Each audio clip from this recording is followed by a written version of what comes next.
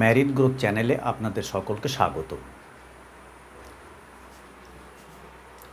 সিম্পলিফিকেশানের আজকে তৃতীয় পর্বে আজকে আমি দেখাবো সিঁড়ি ভাঙা অঙ্ক।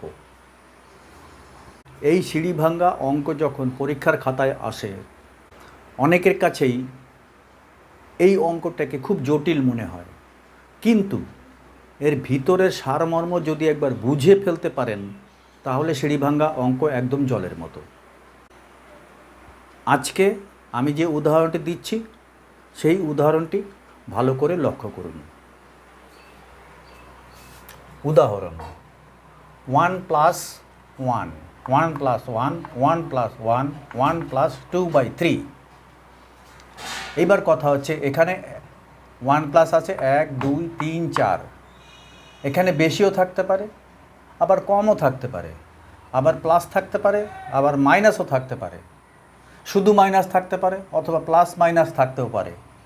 অতএব আজকে আমি এই 4টে প্লাস দিয়ে আপনাদের অঙ্কটা আমি করে দেখাবো। কিন্তু যদি কেউ মনে করেন যে আমি মাইনাস দিয়ে একটা অঙ্ক দেখতে চাই বা প্লাস মাইনাস সহ একটা অঙ্ক, সিঁড়ি ভাঙা অঙ্ক আমি দেখতে চাই, আমাকে কমেন্ট করে জানাবেন, আমি সেই অঙ্কটা এরপরে করে দেখাবো। এইবার অঙ্কটা করবার নিয়ম কি? আমরা সাধারণত কি করি, নিচ থেকে লসাগু করতে করতে উপরে উঠি। কীরকম? 1 + 2/3 1 + 2/3 = 3 × 1 = 3 2 5 5 × 2। একে আমরা কি করি? 5 × 3 একে আমরা কি করি? উল্টাই। প্রতিবার এই গুণ করা, যোগ করা এবং উল্টানো কখনো ভুল হয়ে গেলে সেই অঙ্কটাই কিন্তু ভুল। সেই জন্য আমি একটি সহজ ট্রিক দেখাচ্ছি। এই ট্রিকের মাধ্যমে করলে অঙ্কটা কিন্তু একদম জলের মতো।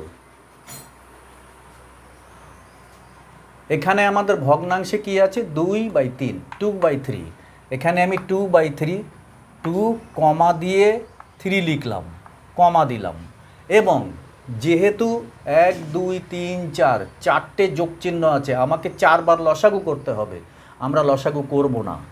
1 2 3 4 4টে জায়গা ফাঁকা রাখলাম। এই 4টে জায়গায় কি করি এবার দেখো। এই 2 3 যোগ করব। 2 3 যোগ করলে হবে কত? 5 সমান সমান 2, 3, 5। 3টে হলো, একটা ঘর পূরণ হয়ে গেল। এইবার এই 3 আর 5 যোগ করব। 3 আর 5 যোগ করে কত হয়? 8। তাহলে পরপর সংখ্যাগুলো কি দাঁড়ালো? 2 3 5 8। আর একটা ঘর কমে গেল। তারপরে কি হলো? এই 5 আর 8 যোগ করব। 5 আর 8 13। তাহলে সংখ্যাগুলো পরপর বসালে কি পাবো? 2 3 5 8 13।